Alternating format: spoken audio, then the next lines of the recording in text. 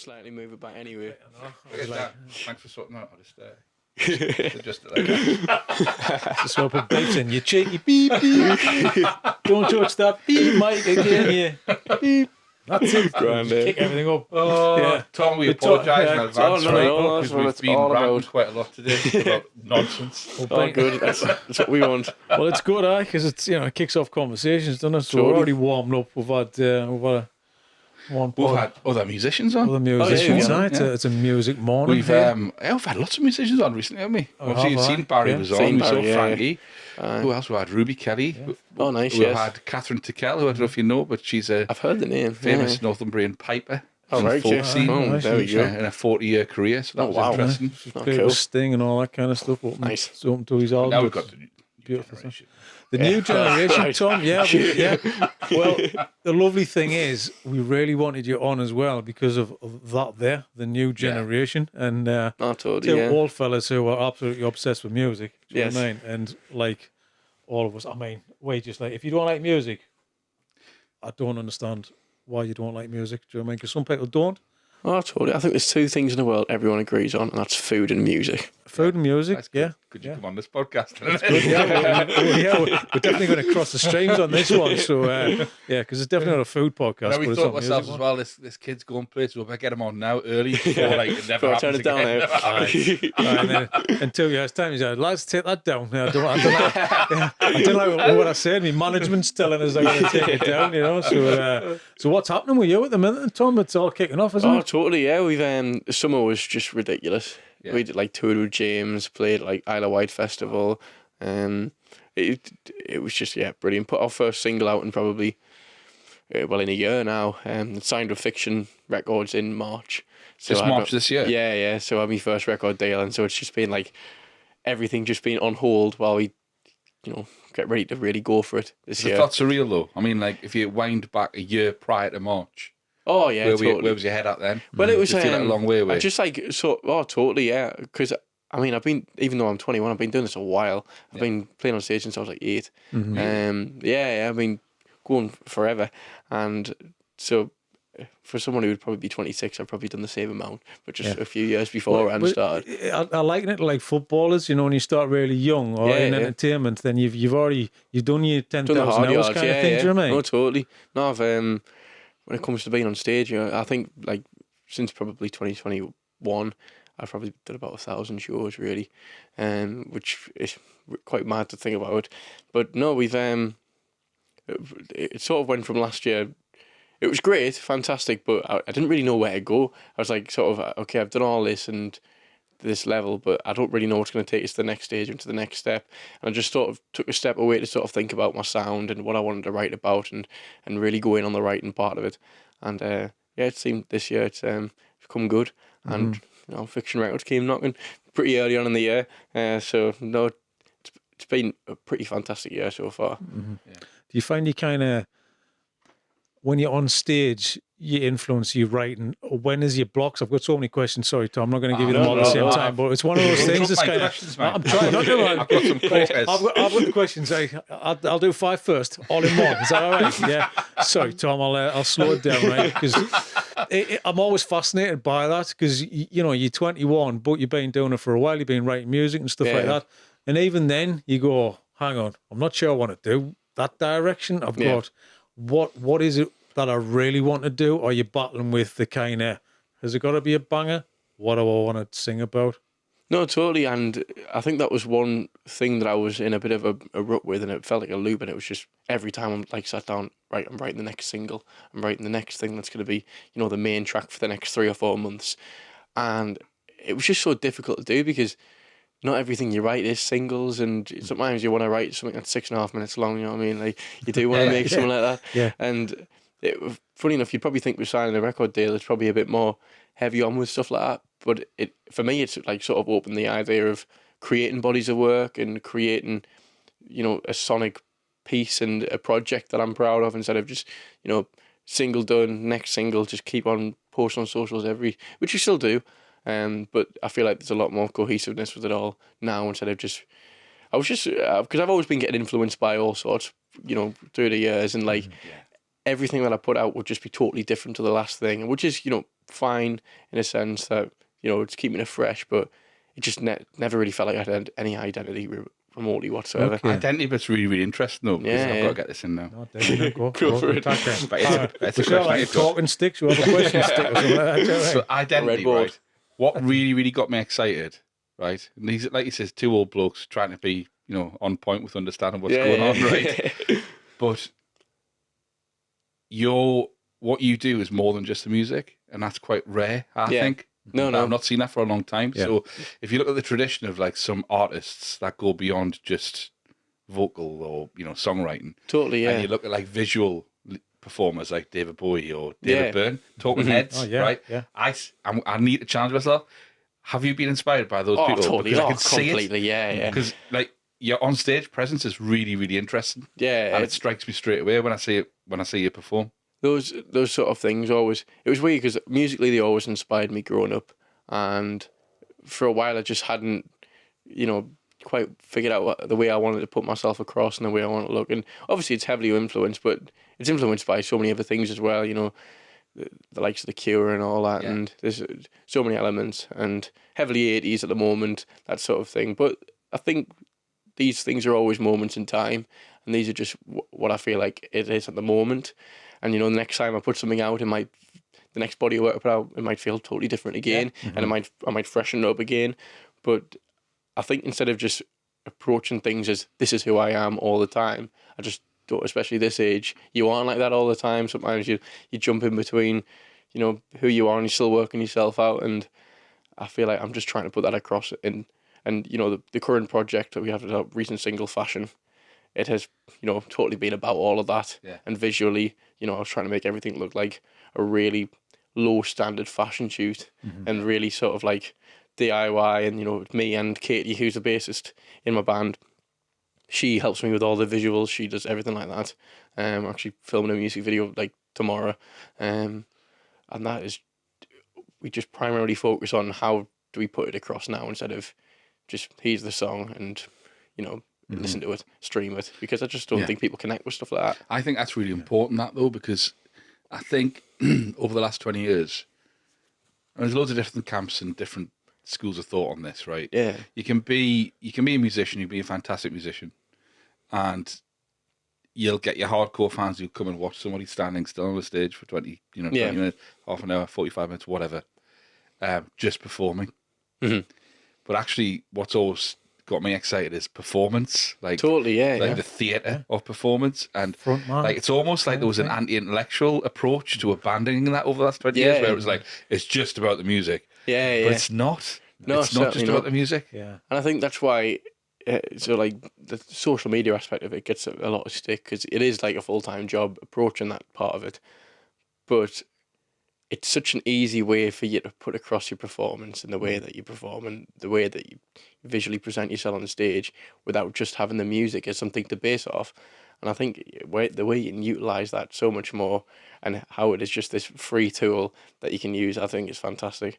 And if you use it, you don't have to use it all the time. You just use it when you want, but it's a great way of putting that out there. And, you know, it's the performance thing, it's super easy to like be, okay, this is how I perform and this is the way I put it across. But if there's no medium to sort of put it out there, it's really difficult other than seeing you live. Yeah. And having that, I think it's just such a fantastic thing. So we try now to make sure a lot of the content that we put out is based off the live stuff and is based off the way we perform, because I think that is the major selling point. And if you aren't coming to gigs, and we found people who come to the shows come again, because I feel like the show really is engaging and it connects. And the way we've decided, okay, we're just going to go in on this live aspect of it, it's made such a difference, especially over the last sort of 2 or 3 months, where pretty much all the content we're putting out is from live stuff, properly recorded, but still consistent as well. Does it come natural to you though? Sorry, Dan. I don't think so. No, it's taken a lot of time, and it still isn't just me that's just sat there working it all out and doing it. It's like myself and my band as well. The songwriting is all me, and I think when it comes to the songwriting, you'd probably think that you run out of ideas really quickly and because I try and treat it like a 9 to 5 job. This is like what I do is music full time, and I'll get up in the morning and I'll go downstairs and I'll write and all day, and treat it like a job. And you'd probably think, you know, you have days where you're totally uninspired and all that, but I sort of know now when something's right and when something's working, and I can sort of suss it out straight away whether it's going to create something that I like or not. And so it gets a lot easier now, and I know what sort of things inspire me. I know what, you know, sounds, and it could literally just be a guitar tone, and I'm away all day, and that's fine.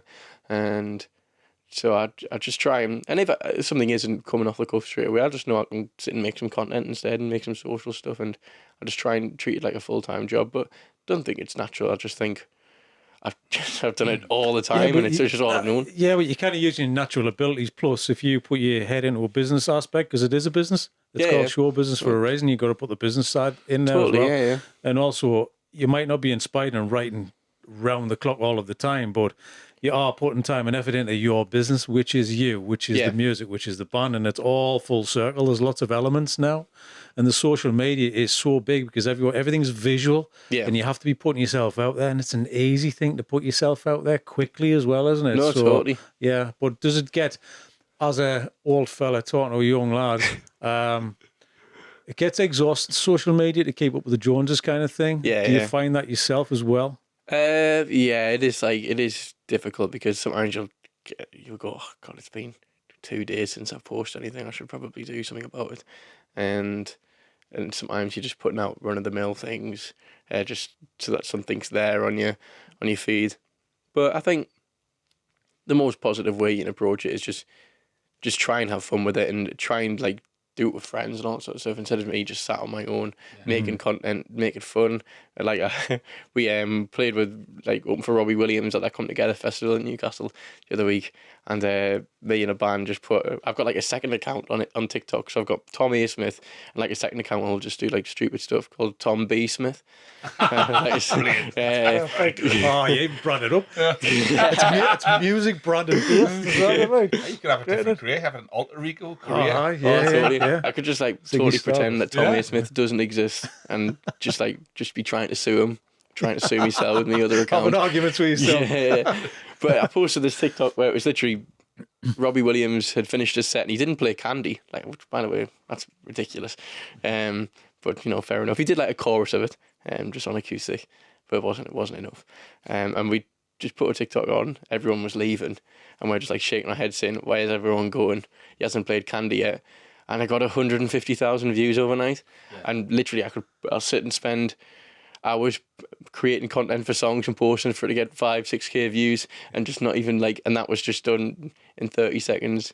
Yeah. Like, we talk about that all the time. Like, what you just don't know what's going to. Never. No. You don't know. You can't plan. I mean, you know, Chris talking about how you separate the muffins, got over 1 million now on TikTok. So you go on, and then obviously, you know, Instagram about the chocolate pasty. That's nearly up to 1 million on Instagram. So it's kind of like, you can pour your heart and soul into certain things, and it doesn't go. But no, exactly. There's no rhyme or reason, and I think probably the main aspect you look from it is just authenticity.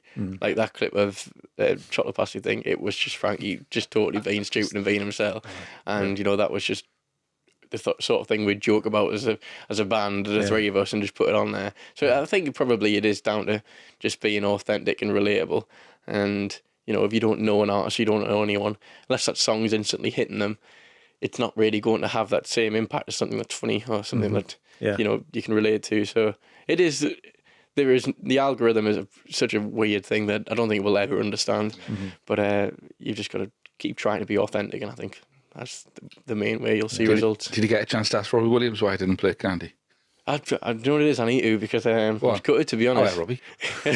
Playing that? We're in Northeast. Where's Candy? Didn't play that song. He was great, by the way. Proper entertainer. Yeah. I think he managed to play like 5 songs in 2.5 hours, though, which is a lot of talking. Like, but fair enough. You know, he calls himself the world's greatest entertainer, and I can't argue with the show he put on. Well, he kind of is, and looking at somebody like that, you must be influenced. You must sit back and go, look, I can do the music and all that kind of stuff. Can I learn from other things people do? Oh, totally, yeah. I mean, I probably wouldn't say I'm that sort of personality, like, outward as he is, but certainly elements of just like the stagecraft and the outfits and the stage design and everything like that. There's always sort of things you can take from watching everyone really who you see put on a great show. Me and Kitty went down to Fontaine's DC at Finsbury Park a couple of months ago. They're massive at the minute, aren't they? Oh yeah, and rightly so. That last record was fantastic. And all the records have been actually. Yeah, it's helped their track being on Mobland though. Was it Starduster, was it? Oh, Starburster, Starburster. Oh, it's such a great song, man. Yeah, but I went down to see them and the visuals and the aesthetics of it all, and like, I don't think he says a word the whole set, and they just play the songs, but it's so engaging and it's so riveting. It's like hairs on the back of your neck at times. It's such a great performance, and I always do like to have a chat on stage. I think it is just fun, but there's always elements of everyone you can take with like the performance. So I just try, and everyone that I see, you could pick our show apart and go, that's just ripped clean out of their set and that's it.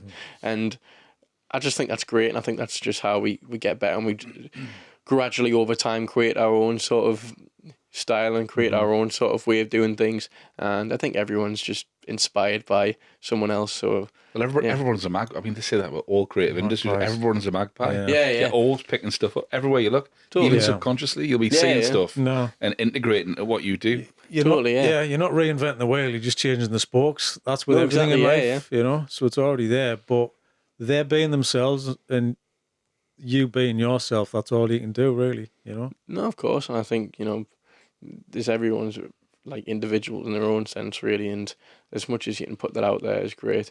And I think there's no easier way for me to do that than being on stage, where you then have loads of people watching who you are.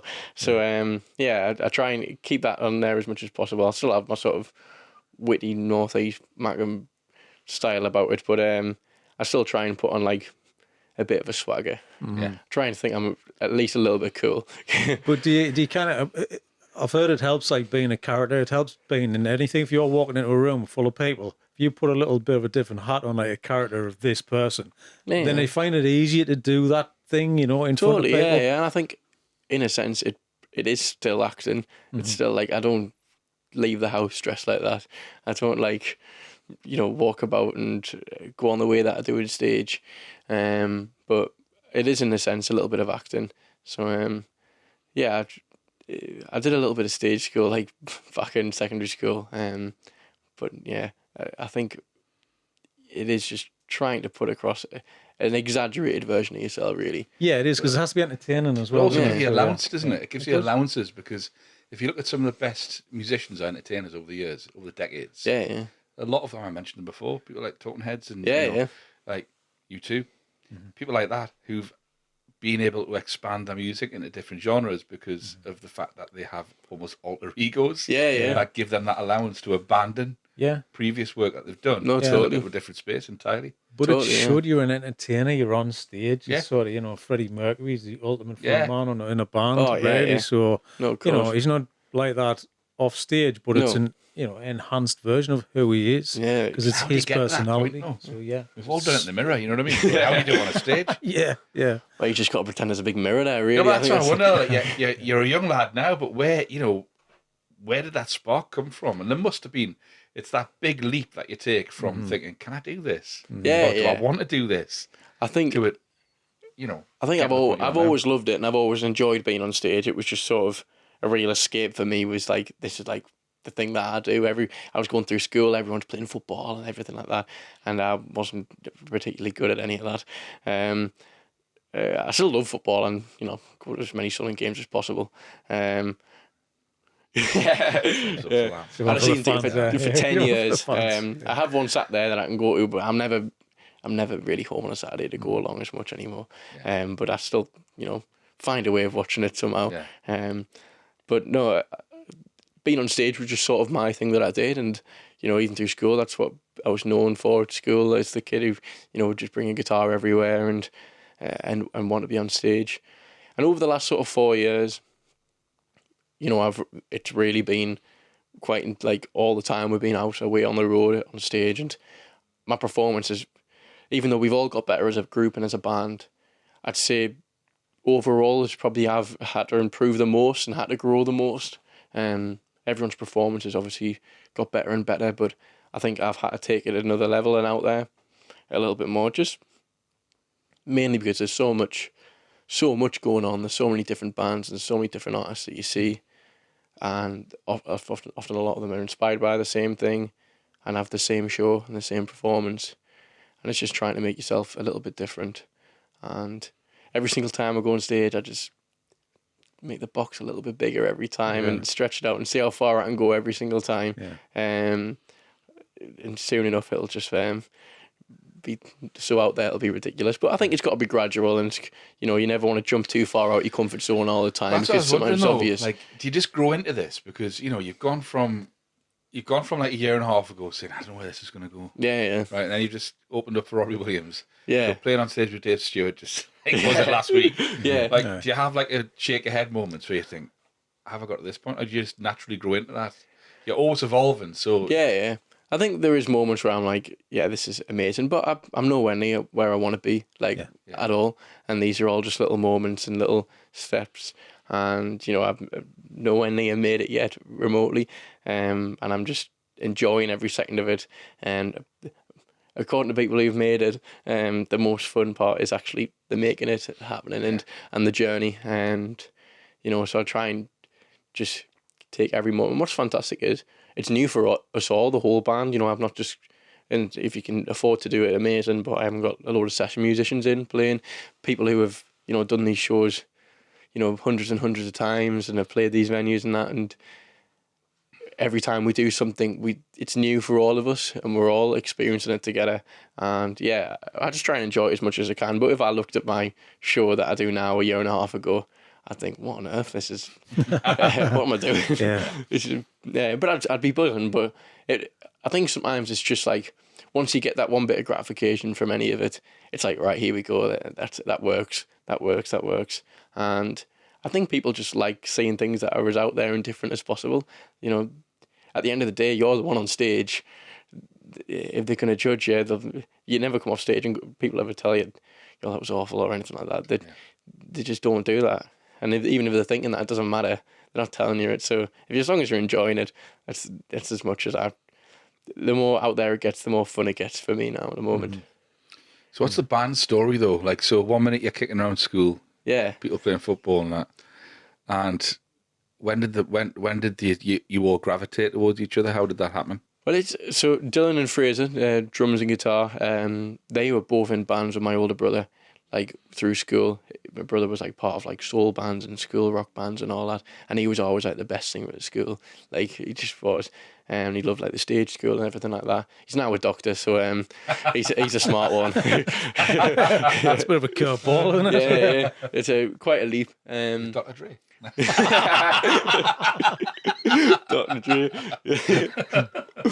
But it's so them two were in his bands for years, and every time I had a show that was decently sized, or a decent gig where I needed a band, and when I was like 12, 13, them two would join us, and we played like Kendall Calling together and like a few other festivals and things like that, but they weren't like part of my band. We weren't like a band. But in sort of 2020 time, lockdown, I started writing hundreds and hundreds of songs, and I got management, and I had a few shows, and I had a tour and everything booked, and it was like, okay, I do need a live band, so I asked them to be part of it, and I'd met Katie at college. We went to college together in Gateshead. I don't really know why I decided to travel that far to go to college, to be honest, but I just did. But I met her there, and I could just instantly tell how insanely talented she was. She'd only been playing bass for like a year or something, but she was just cool as ice. So it was like, it was a no-brainer. And all of us are just like best mates. It's like the four of us. It has to fit, doesn't it? Yeah, You've got to just gel and bond over anything. No, totally, yeah. It should be effortless, really, It was pretty much instantly. We're all, obviously it did help that Dylan and Fraser had sort of been like best mates for probably about 10 years. And I'd like known them. They were always like around the house and everything like that. And, Katie was a friend from college, so it was like, it wasn't just like I'd asked like 4 people I'd sort of known to come and be in a band with us.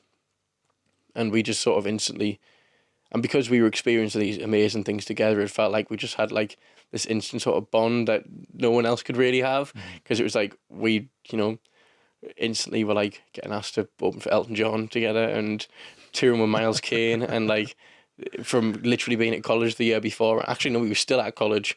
I remember we were submitting our final project, and we were about to walk on stage to a sold out Glasgow O2 Academy with Miles Kane. We were like literally, we were on stage in 2 minutes, but it had to be submitted by like 8:30 or something, and we were on stage at 8:30. So we were like literally just like getting it all on. And then waltz on stage, and so I think that instantly just sort of give us like a connection and a bond you don't just get from like going to school together.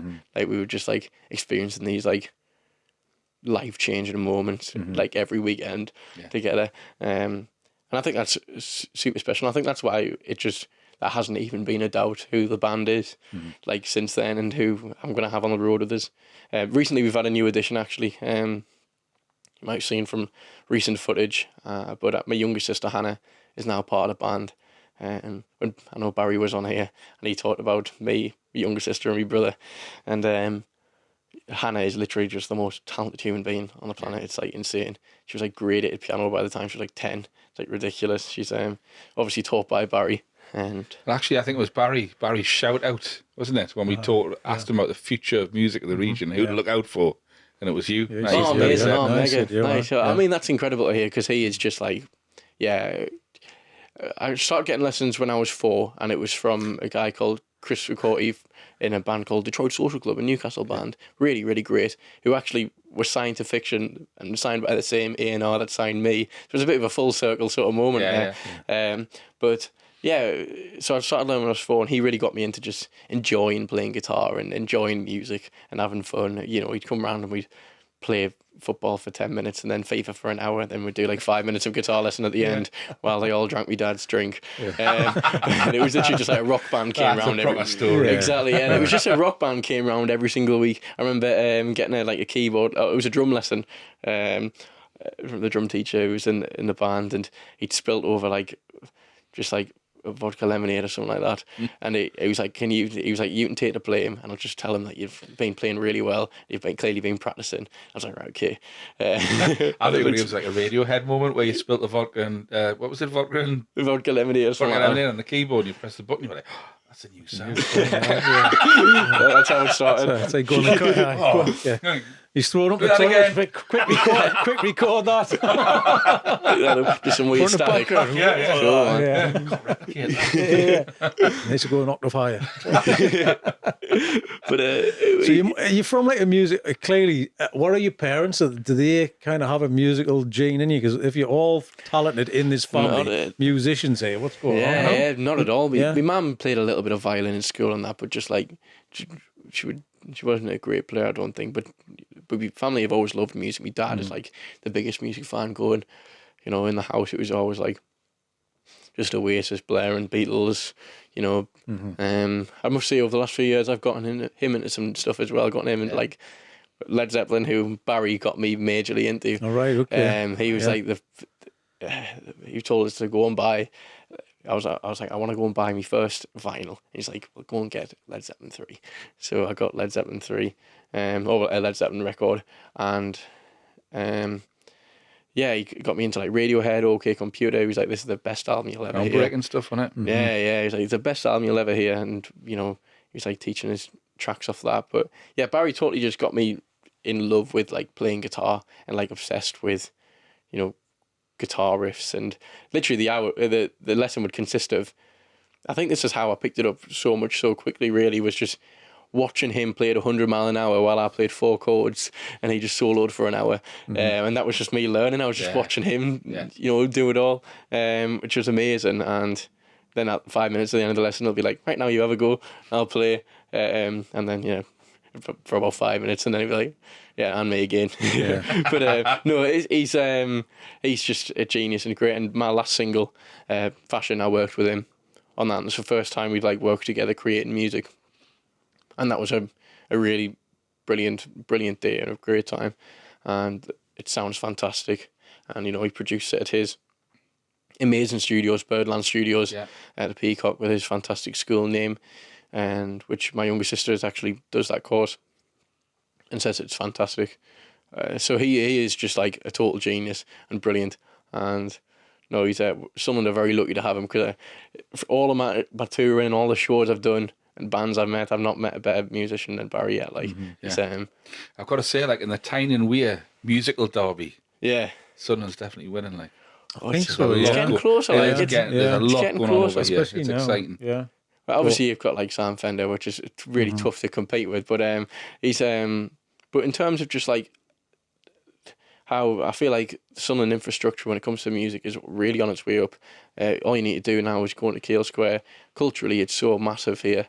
I feel like now like the club and music are so interlinked in like a different way than what it is like in Newcastle or anything like that. I know they've got like the Sam Fender thing and all that, but it feels like you've got the fire station and the Peacock, and now there's that bridge that directly from there straight to the stadium and all that. Just feels more grassroots here, I think. You know, like totally, you've got, you know, I want to make music. There's a place to make music. I want to play music. There's a place to play music. Plus, it's accessible. You can knock on the door and go in. Do you know what I mean? No, I think it's all friendly. That's important. It's like there's no gatekeeper. No, for sure. It's not hard to get into. No, definitely just go and see them and see what you're interested in. Do you know what I mean? Definitely, and I think all like the main thing with it is all the big cultural places in the hub and the centre of Sunderland, they're all like former musicians that run them, and they're all like people in bands and grew up in music, you know, Pop Rex, you know, obviously Barry's Place, Fire Station, there's, you know, many more. Obviously Dave Stewart's been around Sunderland the last sort of couple of weeks, and I was lucky enough to sit and do a writing session with him last week. He's starting to do stuff at uni as well, isn't he? He is, yeah. He's he told us that he was spent like 3 hours in front of a green screen, like recording all of the stuff ready for it, and then I think it was Barry or someone that told us that they cut out a lot of it because he was just talking about jokes over and over again, which sounds about. Those are the stories we want to hear. Man. That's the goal, man. That's what you want. The rock and roll days. Proper. Yeah. But no, I managed to spend the day with Dave Stewart last week. And the first time I'd like properly done that, and obviously, you know, he joined us on stage at the fire station a couple of weeks. Was that rehearsed, by the way? Well, he messaged me the night before saying he's going to the gig. So like only me, my dad, and the band like knew about it. He messaged us saying, "I'm coming to the gig. What time are you on stage?" I said 8:30, and I was like, "I thought I'd cheeky go. I've got this song called Toronto, and it is literally just like 2 chords the whole way through. If you want to come on and do like a guitar solo, feel free." I don't think I've ever known anyone take less convincing in my entire life. He was like, "Yep, brilliant, great, love to." I was like, amazing, get in. Sit there going, "That's exactly what I wanted." Yeah. He's like, "Is there an amp set up?" Yeah, brilliant, nice, okay. And he showed up literally 8:30 on the dot. And as I was going on stage, asked like a member of crew for a shot of vodka, or even get a shot of vodka, and it was literally just like the coolest thing ever. And I was going to do like a nice little story to invite him on stage and all that, and it was only like 4 songs into the set, because he wanted it quite early. I was like, "Oh, it makes sense." And I was trying to think of a nice little story or anecdote to tell as he came on stage, because I'm, you know, going to be shooting a film with him, and but I just looked over as soon as the last song finished, and his hat's coming on stage, and he's on his way up. So I was like, "All right, kids, I've got Dave Stewart, everyone." So then Dave Stewart walks on stage, and you can just sort of hear the shock of everyone. And it was a really surreal, special moment for me, because obviously being in Sunderland, you know how significant Dave Stewart is in terms of just a creator, and also how supportive he is of the city is amazing, and you know, incredibly lucky to have him. But yeah, you're right. At the moment, Sunderland does feel like the hub of music in the northeast at the moment. Yeah. I couldn't really be prouder, to be honest, because it's really great, and it's so exciting to be part of it. Yeah. It's got its own identity about it, though. That's a good thing. Totally. Plus, I mean, how lucky are you to have like Barry just sit with you and have a natter and of course, help you with music and stuff. Definitely, so, and there's people there like Dan Donnelly and all that. You know, exactly. It's just cool, man. Yeah. Like, you know, I've got like a few friends who like did like uni courses in like Leeds and all that, and the conservatoire and things like that. And I just feel like you're getting a different sort of animal when you're working with the likes of Barry, and that these really well-oiled, toured, machines. Yeah, yeah. Well, they are, just but know everything. they're also still relevant. That's Oh, the point. totally, Yeah. yeah. You know what I mean? Yeah, I mean- That's what makes it slightly different. If if they're wheeling them out after like 30 Yeah. years of not doing anything, Yeah, it'll no, be of a course. different thing. But it's the fact that They're still selling 700 tickets. They're still doing what you're doing. Yeah, They're yeah, still exactly, aye. exploring. No, Because for they sure. had a sold-out gig in London, didn't they, a few weeks ago? Oh, that's right, yeah, aye. yeah. Yeah. And And then just one comment was like, "This is the best gig I've ever played," and all that kind of stuff. So Yeah, that it's still kicking it, So yeah, they put on a great show. Like, that's it. Yeah, I mean the energy on them, but it's such a unique sound, and that's great. No, totally, yeah. It's like they put. I mean, for us, Sunderland on the map. I would just say it was that. It was definitely Future Heads, and for me anyway. I mean, I was in my 30s when they were kind of kicking around. Yeah. I mean, So I know we're talking a lot about them, but like, I've been lucky enough to work with like Hugo White from the Maccabees recently, and they just like admired the Future Heads. Just like they are just like, he tells a story. He was like with his brother Felix, and they heard Barry was coming to a festival or coming to the bar that we're at, and he walks in and they were talking about John Lennon. They were like, "Never mind John Lennon, it's Barry Hyde." I was like, "Yeah," like that. It's just like, but it totally. is. That needs to be on a postcard or something. Never mind John Lennon, that's Never mind Barry John Hyde. Lennon. Barry Hyde. Love that. Yeah, Totally, man. that's class. Yeah, Yeah. he must like Send it that. to Liverpool. Yeah, he'd statue of him outside Sunderland. That's it. Definitely. Yeah. Oh, it's class. I love it. So, I talked about entertainers, but what were you listening to? You said that your dad was listening to Oasis. Oh, What the were you influences, man. listening to? Yeah, what? Yeah. Yeah, well, it's a lot of Motown was like getting played in the house, Yeah. now, so I liked all that sort of stuff. But I think like the big one when I was sort of growing up, it's a bit of like a curveball, but like No on the Wheel, stuff like that. It was like I loved everything like that. Like 5 Years Time and Mary, thought were incredible tracks. The Verve, loved them growing up. The Cure were always massive for me growing up. So it was so like I never really had like a favorite style or a favorite artist or a favorite anything. It was like I just thought good music was good music, and like, a you're great right, chorus yeah. is a great Yeah. chorus. Yeah. I think you can write a brilliant song, and I don't think it really particularly matters what the arrangement is around it, as long as it it conveys that emotion and hook and the authenticity. You can tell when of it gets covered. If somebody covers a song and you go, "Oh, that's a good song," and because I do it with the kids now, like, do you know who wrote that song? That's a version of that they've just kind of regurgitated 15 times over. So I think you're going to have longevity and you're going to last. We talked about this earlier. Like being eclectic and not just being genre driven, not like listening to a certain genre of music all the time. Oh, totally, yeah. It's really important. And like Catherine said, didn't she? Northumbrian Piper. She said she's not adverse to if our pipes work on a techno track, she'd do one. Yeah. but it's that, totally, yeah. But it's what's right for that thing. Plus, also you'll hear a sound walking down the street and go, "That's a nice sound. I like the pitch of it," or whatever it is. You just got to think all music and everything. If you just like keep going back and back through the years, they're all inspired from the same things, and all even like just like the Beatles, like hip hop records were inspired by like a lot of like and created because of a lot of Beatles production and things like that. And then, you know, like that they're not making hip hop records, but it's just everything is inspired by the same thing if you go back long enough. So, and there's only a select number of notes and amount of chords and sort of things you can use to create tracks. And I one thing I always think is things that make things timeless are never sounds. You can have like sounds that you interpret and or think related to a timeless song, but I think someone asked us once, what makes an amazing song? I said, absolutely nothing. Because like, nothing makes a great song. Literally, it could be anything. And I think the main thing is just like, people make great songs, really. Like, if there isn't a sound or a keyboard sound or a snare sound or a guitar tone, that's timeless. You think of it or you'd relate it to a song, and that song's timeless because of the person who's wrote it and the personality that's gone into it. Yeah. And I think it's hard how, to repeat. It's funny, it's a bit like food. It's like you've mentioned this before. It's also the where and how and who was listening it at the time. Yeah, how subjective that is and the experience that person was Yeah, because it's attached to a totally. moment and an emotion, and that's why, it's like some go, "I was at a gig last night, fantastic. Hey, the song," and they're standing going, "Yeah, sounds all right." Well, Because you weren't there, you had to be there. Do you know what I mean? of course, But if I go on So, Spotify, won't you? And you'll search for a song.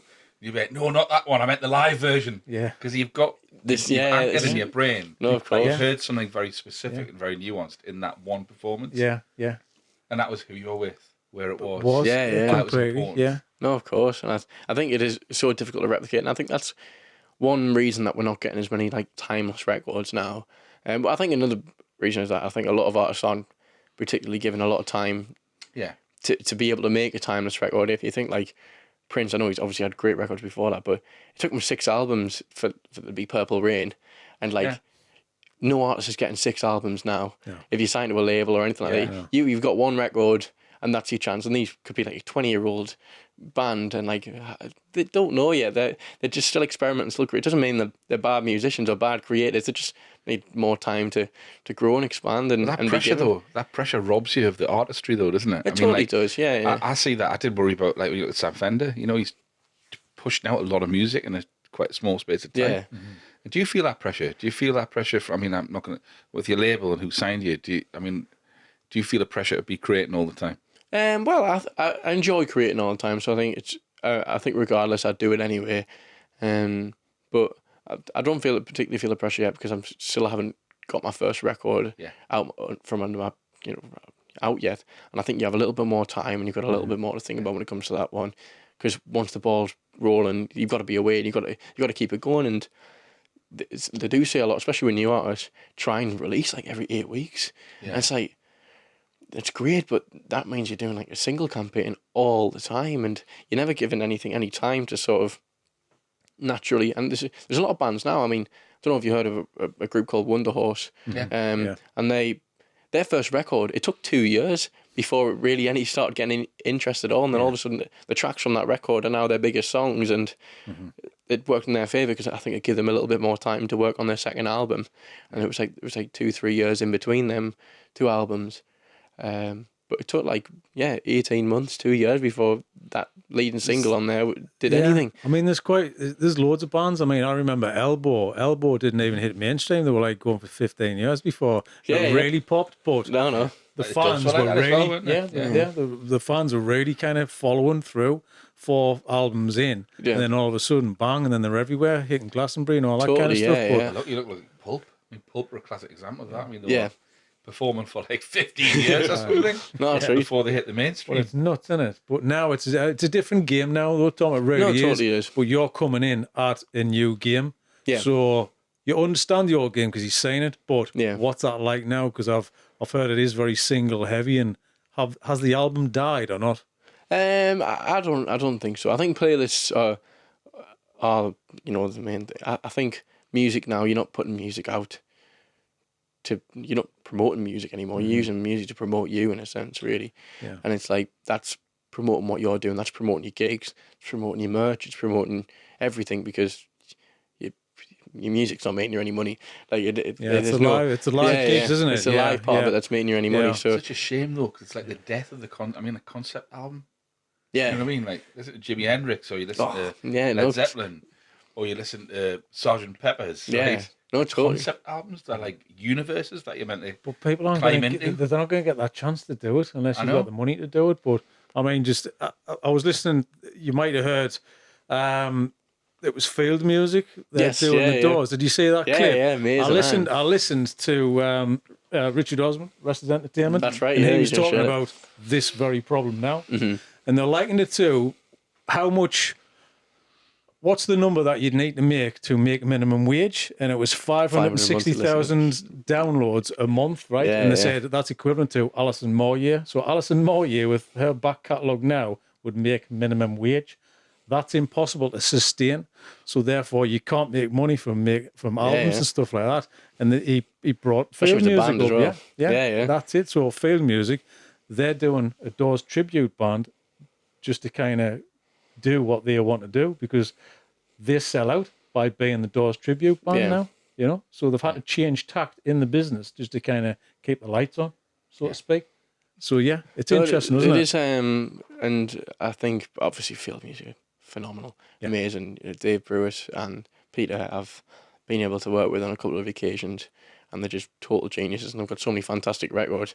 And it is a shame that, you know, that's something that they feel they have to do just to, and I've no doubt they enjoy it as well. Yeah, you know, of course, I bet they'll, I couldn't think it's of... like having a different hat though, isn't it? No, We're totally, talking about alter ego sort of thing, Yeah, you know? yeah, for sure. And, you know, I think good for them to and I think them by doing that will probably open up a lot of doors for other bands and artists who feel like they're not making enough money, and maybe think, okay, we could try and do something like that but it is a shame, because a lot of time and a lot of work gets put into making music, and you know, and a gig, it's just on the night and it's a t-shirt design or a merch design or whatever. But I think, unfortunately, that is just the game we're in, and I think the more you just complain about it, the less will get done. And unfortunately, it is just continuing to go that direction even more. And I think you've just got to cater to what's going on. And though it's not ideal, you know, it's at the end of the day, you just got to keep doing what you enjoy doing and keep making records. And that's why, unfortunately, it's why you see so many bands now not being able to. I know I mentioned before, bands aren't given the time to make 5 or 6 records. But some can't. Like, a lot of people can't. They don't have the time. You get to 23, 24, life takes over. You know, I'm at a good age now where I can sort of put a lot of time and effort into it and a lot of work. My family are super supportive. But, you know, I imagine if I'm at this stage at 24, 25 and I'm still in a difficult situation where there's not enough money coming in, you know, you have to think of other things and maybe not get a job. And whereas now I just see this is what I want to do my whole life. I know it's just not as simple as that, and a lot of work has to get put into it. But I think, especially for me, I just keep trying to create the records, and hopefully, you know, one day it catches something. But I do understand that it's like being a footballer, really. Everyone growing up wanted to be a footballer or a rock star. So it is. There's a lot of competition out there. So as much as you can try to be unique and just create what inspires you and what you enjoy making, I think that's why field music are such a fantastic inspiration and a fantastic group of people who were like, all right, okay, there is no shame in admitting that you're going to do that. And I think it's brilliant that, you know, you want to keep just being on stage and doing what you enjoy doing. But you're still in the industry. If you're still in the industry, I think you're winning, because it's so hard to stay in any kind of industry, especially creative industry as well. No, for sure. Yeah, because it's like hit and miss, isn't it? Totally. I mean, you could be at the high and the peak one minute, and then the next minute it's like you're gone, you're back down to earth. And it's not like Led Zeppelin back in the day. They made a fortune from albums, so 20 million albums or something like that. That's you forever and ever. You're all right, you're good. Nothing to worry about, But now they couldn't do that if they started again. It wouldn't be the thing. No. You'd have to tour and sell your merch, that's how people make money. No, for sure. And, you know, you see a lot of, and I think it's such an important thing, and I think that's why we see a lot of, you know, maybe musicians and bands that have come from a social media point of view and gained their success from there, maybe not having the strength to be able to keep it going for as long as possible. Whereas you look at bands like the K's and things like that, who have really honed in over the last 10, 15 years and created a real proper fan base that every time they do anything, you know, they're on it and they're really backing, really supportive. And I think that's how you create any longevity in this now, and any sort of consistency is by creating a fan base and having a solid core of people who will follow you around the country and will follow you around the world. You know, we're starting to feel like it's getting there now. We've done a lot of shows. We've got a group chat on WhatsApp, which is very harshly named. I had a song a couple of years ago called Weirdo, and it's called Weirdo as the group. It's not meant to be a criticism of anyone in there, but it's. Can we join? Yeah, I'm cool for it. Yeah, we graduate towards the Weirdos. Yeah. But they're just like super supportive in everything I do. You know, I could just put in there, could you say, I'll message this radio station or whatever, and then ask for me to get played, and then there's like 500-600 people in there, and they'll all do it. That's the way, though, isn't it? And it's like it's amazing, and it's just we such a Weirdos group. Weirdos group, wow. Heroes, man. That's what we want. Heroes group, thanks. Yeah. But no, it is such a way of doing it. So when we get round to I've never put a physical release out. I've put 3 EPs out and anything like that. I just can't. We haven't been able to afford to make physical releases, and so I'm always getting asked for that. So when it comes to putting a physical release out, there's a lot of talk about things getting chart positions and all that sort of stuff. And I know that I'll be able to sell some because I've got a group of people there who genuinely love it and are really excited by it all. And it's amazing as well because, you know, we do these shows, Fire Station show and that, a couple of weeks ago, and they're putting in the group and they're travelling from like Belfast and travelling from around the world to come to this show, and they're all meeting beforehand and, you know, going to the Peacock for a pint and all that. And it's like, it's brilliant to see, but I just, you know, having that proper fan base and a core group of people who are going to, you know, really support you is really important. And I think the only way you get that is playing live. Yeah. And performing and getting yourself in front of people and touring. And, you know, it's so difficult to do. And I think a lot of bands now, like, sort of get themselves stuck being like a local band and stuck being in the same area. That's the question I was going to ask you. And it's really like, it's difficult to get out of. And so we've done 3 gigs in Sunderland in the last 4 years of our own shows, and like 3 big shows. And I wouldn't have been able to do that if I was playing in Sunderland every month, because it just loses any sort of, you know, it doesn't have the same excitement around anymore. It's people are only special, buying, isn't it? yeah, people are only buying tickets for the Sunderland shows because they've seen that I've been playing shows everywhere else and that I'm from here, and it's like, well, all right, okay, who is this? That's what I was going to ask you. So it might sound like an unfair question. In terms of ambition, do you see? I mean, you talk about people like Dave Stewart or Sam Fender. Yeah, they're international artists. Yeah, not totally. International acts who are from that place and are still rooted in those places. Yeah. Say Sam Fender, Newcastle. It's actually North Tyneside. Just to low light it is, clarify that when you come on the podcast, mate. But like, do you get that? Do you get that kind of? You got that sense of ambition that you're happy and you're comfortable with that to grow into that scale.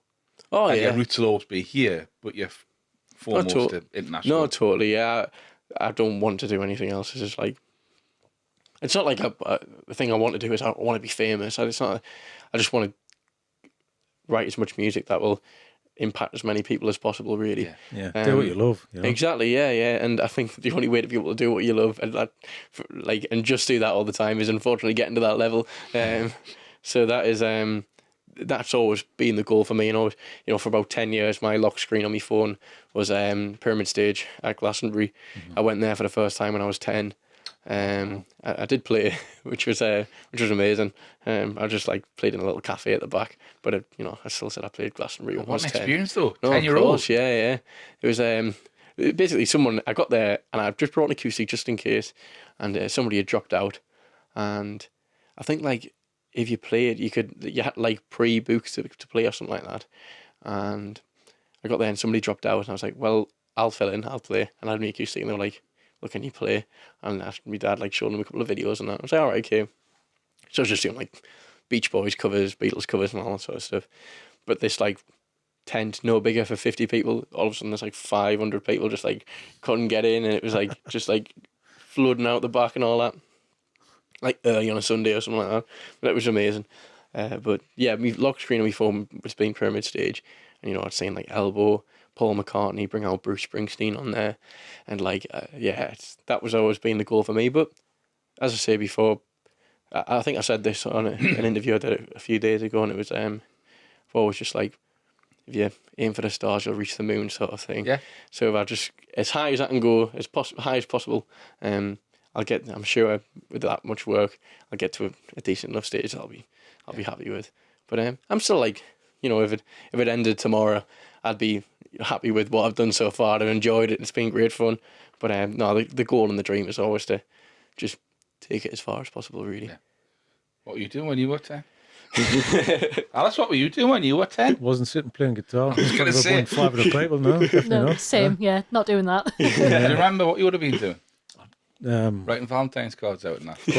No, I was still doing that. It's fine. Sitting playing my 18 figures or something. Face my money, leave. Be here alone. Crashing together all the time. Yeah. It's not your Corvette.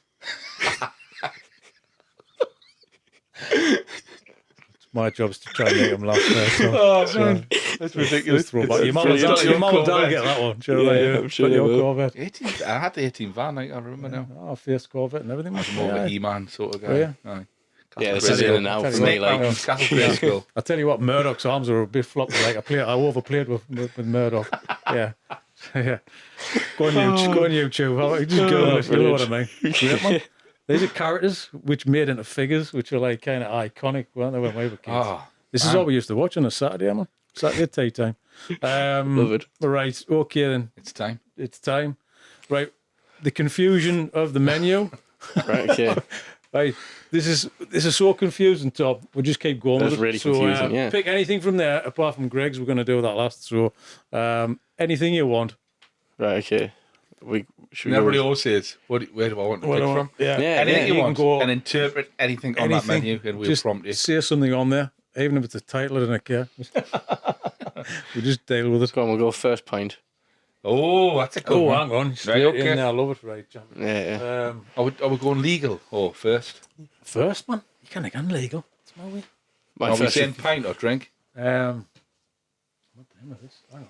Can't even. Starting to pick that menu apart now, like. It's one podcast studio. I don't know what to do with that menu. First drink, alcoholic beverage. Let's go. Well, I was like I just never would. I was like terrified of the idea of like. Were you really? Yeah. Were you? Everyone would normally be like, "Oh, I really want like have a sip with dad's drink or something like that." But I was like, no, never. Probably just having like a cider on the balcony or something like that was my first one. I was in lockdown when I was like 16, 17. Really? Yeah. I think you were going to say 10-year-old pyramid stage. Smash the stage up with an acoustic guitar. Yeah, mine's quite boring. That Dandelion and Burdock got a vodka in it for some reason. And I went native. You know? So hang on, Cider on the Balcony is a good album name. Cider on the balcony. Yeah. Cider on the Balcony. Sorry, Yeah. it's band names and stuff like that. You'll see Like that pop soon. outs, we Yeah, kind of yeah. just remember these We've things. got like a fictional It's- list of band names that Yeah. keep evolving from the podcast. Kind of like words when just fit together well. Cider on the Balcony. It's great, isn't it? What style of music's that? Style of music. Cider on the Balcony. Like sort of Cafe Latino or something. No, definitely not. I'm not sure though. Yeah, hang on. Is it in the world music aisle? Tom interested. Mind me tapping out by now. Just now, waffling. You weren't into it, or you just didn't like to think. Is that what you said? Yeah, I just was like, just didn't like the thought of like, okay, I'm having a drink. Everyone would think, oh, that was really exciting, but I was just a little goody little swat. We asked like, It didn't bother you. It wasn't one of those things that No, you go, no, it oh didn't. God, I cannot wait till I'm like. That's a nice wholesome clip for the I podcast. was going to say 18, Yeah. 16, and 14. Can't wait till I'm 14. I'll have my first pint. So that's, even like my first legal one was I think it was a Foster's as well, which is not great. Like, yeah. Did you go with your dad? Was it one yeah, of them? it was my dad, but a few of his mates inviting themselves along anyway as Yeah. well. So it was that, and like a shot of tequila or something was like the first Oh, legal wow. thing, Deep which was end. quite nice. I was Yeah. going to say it was. I mean, Foster's and tequila. They're probably like. Actually, no, I quite like tequila. That's a canny mix, though, isn't it? Yeah. Foster's and tequila. It's like two ends of the spectrum. Totally. I'll tell you what, good thing. That's my ghost cheese story. Yeah, that's a second album name. So we played Glastonbury like 3 years ago, Okay. and we brought like pretty much the only spirit we brought was tequila, and we had loads in the van for some reason. But you know, like the bottles of Prime, like that sort of like hydration drink, Yeah. at like Case Island. But we had loads of them for some reason, and like all weekend at Glastonbury, we were just having like tequila primes, I mean, the whole thing. coming to the supermarket near you. Yeah, no. There you go. It was Good. actually really good. Do you know, it was a Paul bit nicking like that a out there. buzz ball. Don't know if Yeah. you've had them. Oh, really? Was It was it? a bit like a buzz ball, yeah. Obviously we were making ours a little bit stronger, but yeah, it was a bit like that. Well, that's but, how these things I'll are drop you a invented. WhatsApp, Tom, if I try one on Sunday night. I bet you can make it really nice though. Like probably does it Tequila up. Prime. It's got a ring to it, that. Well, Yeah, it you does always- actually. you know, we used Just, to make, yeah. if you open like a cocktail menu and tequila prime was in there, you go, all right, yeah. Yeah, you would. It's really, It's I'm intrigued. Bring me one of Quite them. nice, yeah. 14 quid. I'll tell you what, I played it in the most recent single. There's a lyric that says like, "I can't afford these London prices." I heard that listening this morning. Yeah. And we did a show in London like last year, and there was like this big sign on the wall that said "deal," and I just thought it was like disgraceful, but it was like "deal, vodka Red Bull, £8.90." What kind of deal's that? I was going to say it's not a deal. It's a straight rip off. Like you can get one on a Happy Meal here, man. It's You're great. graffitied no deal. So, yeah. No deal. Yeah. terrible. That is terrible. Anyway, that's why I said 14 quid. That's how much these things are. It's insane. I'm paying out for that long, I don't know. Well, I was out. It was my son's just turned 18 last weekend. What was his So for first a pint? pint. Then? What was his first? First pint, First mate, pint. He had a really awful Guinness. A really awful Guinness. no. No. Sorry. We went to the pub. I'm going to have to call him out, actually, because it was a bad experience.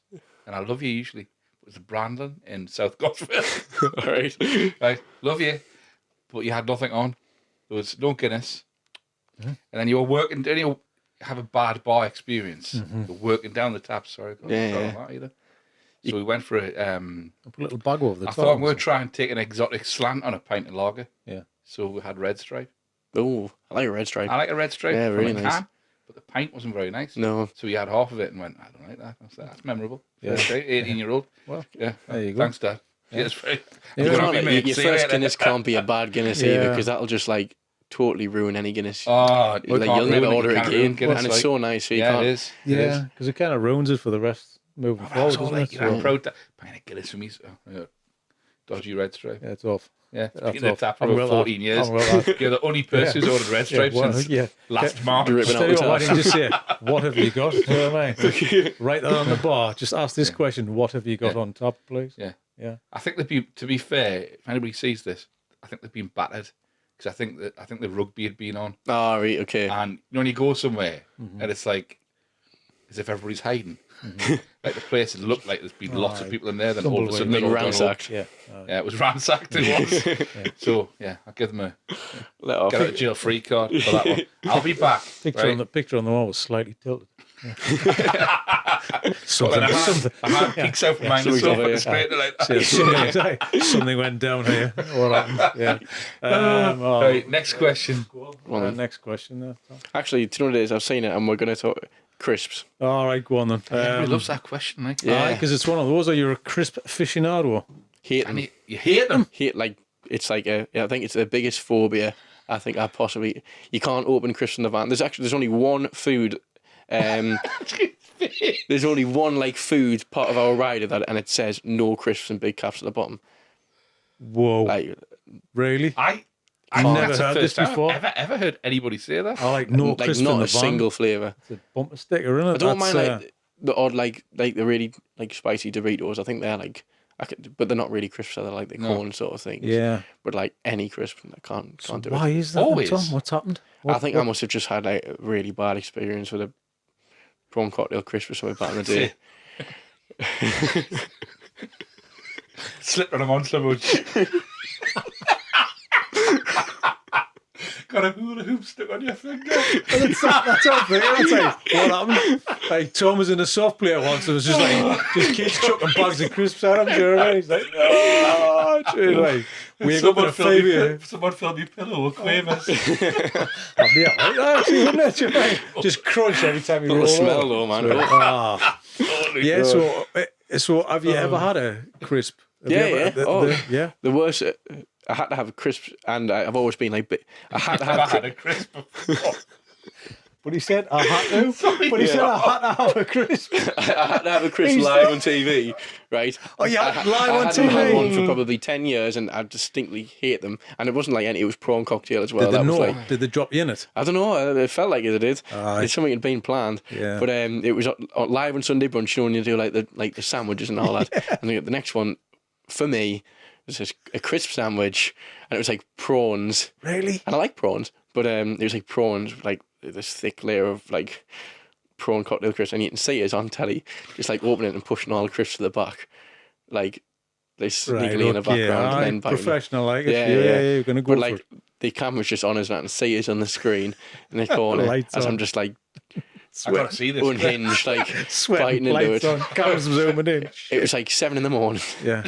Horrible. Like that. But it was all right though, because we had like cocktails straight after, like 8 in the Right, morning. okay, yeah. So it sort of washed it down a bit. Yeah, but like That's the bad. I panic think you that- got stitched up there, mate, Tom. I I reckon think I did, somebody, like, somebody wrote us in Somebody- there. if that's on your rider or something like that, like no crisps allowed. You have a prawn cocktail sandwich and a tequila prime. 8 a.m. Yeah. Wait to start. Bloody hell. It sounds like a festival you've Oh, Johnny. But no, I can't have crisps. Like, can't have them in the van. Like Dylan opened it. He was still having to open a pack of fish and chips next to us, and that's like the worst one as well.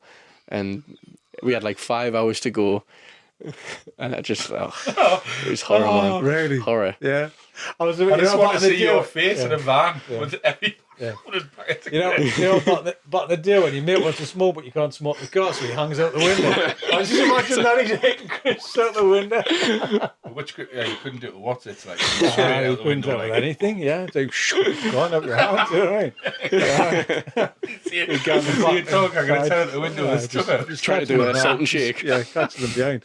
Fantastic. That's a good one. Never heard It of that. started to be viral now. I'm going to try that. Yeah. Prawn sandwich with prawn cocktail crisps on it. What's the cheese one, isn't it? Yeah, Cheese sandwich, cheese pasty with cheese crisps. Going to give it a go. Yeah. You can get everybody to challenge everybody to Yeah, we have a crisp festival. It was awful as well. Tom I'm sure they were a great chef, the person who made it. Like the other sandwiches looked amazing. Yeah.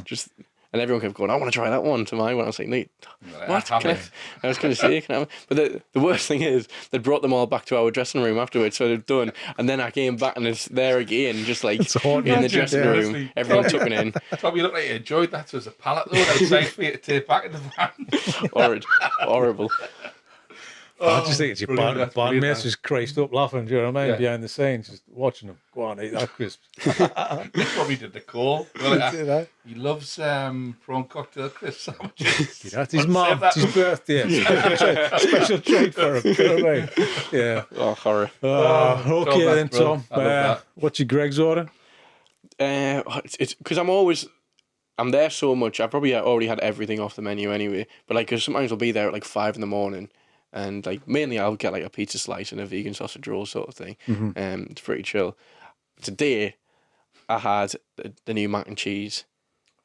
And I think my order has now changed. It's a bit expensive. It was like £4.50, which is a bit of a joke. What is it? What format? Is it like the ball things? Or is it No, it's like actual mac and cheese. It's like actual mac and cheese with like got a sprinkle breadcrumbs and that over the top and all that. And it's like properly like baked and all. It's unbelievable. Yeah. So I think maybe and they've just done like the fajita ones, so I want to try them. And not long ago they had the katsu chicken ones and they were great. Yeah. But they keep on like all the good ones keep disappearing after like 2 days. That's why they do it. Get you back. I know, it's a bit Like annoying. Matty Days order coming back, do you know what I mean? Like the McRib comes back for a week or something. But my daughter's a mac and cheese aficionado, so McRib thing, you know what I mean? That McRib thing. Okay. Never had a McRib? No. What? Fillet fish and that, no? I don't fillet fish. McRib thing. Oh dear. Thing, isn't it? McRib. They do like curly fries and all sorts. We went to like Germany and they do like curly fries and things like that there, and it's much crazier there than Matty's. But Greg's, I think the main one for me has always been like quite like getting the big share box of pizza slices now. So I'll just have like a whole pizza, whole Greg's pizza. Wow. It's like 6 slices with a big garlic dip. Have you ever had the garlic dip from Greg's? I haven't. Is it good? I shouldn't say it's not as good like it's like a proper pizza shop's one, but I reckon it's better than like Domino's. It's really good. I like garlic dip. It's got to be garlicky. It's a bit sweet as well because obviously like the Greg's pizza it's not like a proper pizza. Yeah. So like with a normal garlic dip would be a bit weird. Yeah. But it's a bit like it's a bit sweeter. It's nice. It's but yeah, it's lovely and definitely have. So you went into another zone there, Tom. Yeah, You went I was a bit lost. Pizza dream there. I'm going to walk past the Greg's. I was thinking now. You were planning your lunch. I don't know if they do them in store, but they definitely do them online. Yeah. But yeah, Great. it's great. Fantastic. Excellent. Love it. That's really, really good. Brilliant. Cheers, Tom. Really All right. appreciate you coming on. No, thank you for having me.